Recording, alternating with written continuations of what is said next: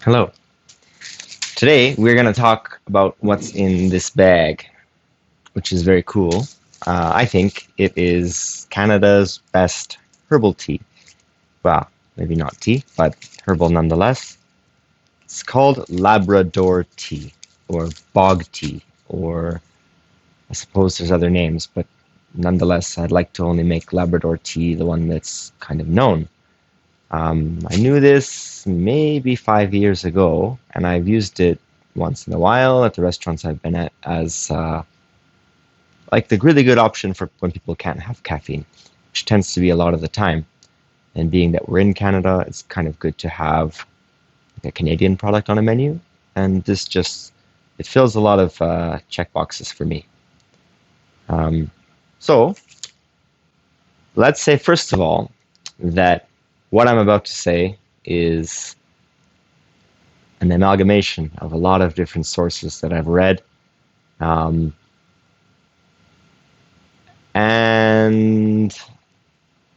I don't know, like a disclaimer, maybe.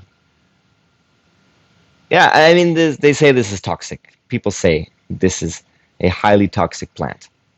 And I would argue that while it might be, so is alcohol. And this, even in crazy high doses, has never really had any effect on me. Now, crazy high doses is something that we'll get into later on, but basically, you can use this, like it was originally, or maybe still is today, used by like some Native American groups to start like giving birth. Like if you know it's around the time for you to start giving birth, then you'd make like a super concentrated version of this tea, and all of the tannin in there will get into your stomach. Your stomach will start to I suppose, kind of tense up. And with that tightening of it, you've got less space. So your body is like, all right, get that baby out of there. And then there you go, baby's born. So it's not a tea that pregnant women should have. Now, obviously, that has nothing to do with toxicity. That's more the tannin. But this is a wild herb, and then these things, when they're not farmed, different locales, different situations, different terroirs, they can pull out or create certain compounds in one case that might not be really so high in another case. So these kind of things, these toxicity reports and whatnot, once they're like written, unless there's a good reason to keep reviewing them, they never really get updated. So unless someone's about to fund a bunch of research into why Labrador tea is really safe, these pages that you read on like USDA's website or Wikipedia even, they'll say like, yeah, this is a toxic plant. Toxic is not the same as poisonous. There's a difference, but there are versions of this that, from what I've studied, are poisonous, straight up poison. This is a species of plant in the rhododendron family, so a lot of people they grow these for like ornamental flowers and whatnot. But kind of how you can tell like what's safe and what's not is just by looking at the leaf. So like it's not the prettiest leaf I could have pulled from the bag, but from the top side, it looks like pretty much any other plant. From the bottom side, you've got this orange fuzz. Now, from what I've read, if it has the orange fuzz, you're okay. This is one of the types of this Labrador tea, or like of the rhododendron species, that look like this, that is safe. If it doesn't have the orange fuzz, then maybe you should be concerned. Maybe you should investigate further so that you know what's up. But yeah, I've had 3 different sources for Labrador tea throughout my career, I guess you could say. So this is my 3rd most recent source. My other 2 sources are kind of dried up now. So I thought, okay, let's try another. And sure enough, it's still orange and it still tastes pretty much the same. There's not a whole lot of diversity in the flavor of these from what I found out. They all happen to taste pretty much the same. So when one is considerably more expensive than another one, I feel like probably it's just kind of a waste of money. But maybe I need to investigate that further. Okay, so what makes this cool? We'll get to the flavor, but this grows in pretty much every province in Canada, um, Alberta as well, but the growing conditions are pretty specific. So it will grow in wetlands and bogs and swampy conditions. You need to have a lot of groundwater and moisture there. And it only grows next to birch trees. And so when you have those conditions all kind of aligned, it's almost guaranteed that you're going to find this, especially the more north you go. And so Alaskans in the US, they would have this too. But yeah, we have it pretty much everywhere. It's just something because of those conditions, it's not so easy to farm this. It's more of a foraged kind of product, like mushrooms.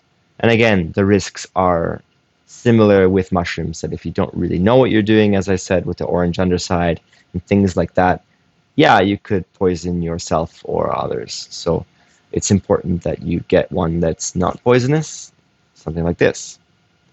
Now, as far as the toxicity goes, you can brew this as a medicine, and it's quite different from the way that I would recommend that you brew it for flavor. The medicinal way is more like you take this, like a lot of it, and you boil it in water on the stovetop for like 15 minutes straight. And you get this really rusty orange looking liquid. And that liquid is really tannic, and the flavor is pretty much the same, but just stronger, but like really tannic. And if you have a sore throat or you're coughing or something like that, you can maybe use it to help you treat that in the kind of traditional Canadian native medicine sort of sense. Um, Again, not really why I would drink it. Um, but when you have it at such concentrations, when you're like boiling it and pulling everything out of it, I might be a little bit worried then, I suspect. I have tried it though, and I've drank a lot of it at that concentration, and I didn't feel any different or anything unusual. Apparently, it's also very good for relaxation, but just sitting around drinking tea is relaxing enough for me. I didn't really think there was anything special going on. So, okay, for flavor, and this is the reason why I would drink it. It is like a very familiar flavor for pretty much any Canadian person. And I can't really speak to non-Canadians because I know that mountains smell different in different places in the world. But and even when I say Canadians, I mean really like the Canadians in the West. I don't know about how things are out east and like in Ontario and such, but our forests over here, we have a lot of pine. We have there must be pine over there, of course, but like when you go hiking in end of winter, early spring, when the trails still have some snow on them, but things are just wet and they're kind of cold and slippery, you can observe something really cool. And maybe you don't often notice it when you hike in the summer or when it's more practical. There's these things that the pine trees and stuff will drop. They're called lichens. Lichens have a really distinct aroma if you are able to grab like a handful of them off the ice and smell them. So the forest in that time of the year smells very particular. I would say that this tea quite literally smells like the forest smells when you're hiking at that time of the year. Beyond that, I would say it's kind of dilly in the flavor. There's a herbal quality to it, like dill. It's like forest and dill. And if I make percentages, like 80% forest and 20% dill. And it's not, it's fresh dill, because there's fresh and dried. Fresh dill has a really particular like pungency to it. Maybe that's the wrong word, but the powerful note that dill gives you, the core of it, that's kind of in this too. And yeah, I feel like, no, I'm not crazy to say that, because like I get to recommend this tea to a lot of people these days. And now, especially, I'm in a position where I can, ask them, like, what do you think you smell in this tea? And dill comes up actually a lot. So anyway, people tend to agree it's sappy, it's foresty, lichens, pine trees, dill. I think that in the year, the second couple weeks of January, this should be the tea that you drink. It really just fits the kind of frigid, neutral,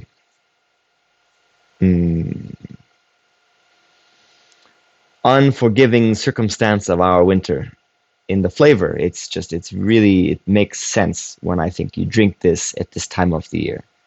February has other teas, March has other teas, but if January has a tea that I think should represent it in the month, this is one of the two. Anyway, I have a bag of it, and I can sell as much as you like or as little as you like. If you want to try it, let me know, and we'll make it happen. Okay. Thank you.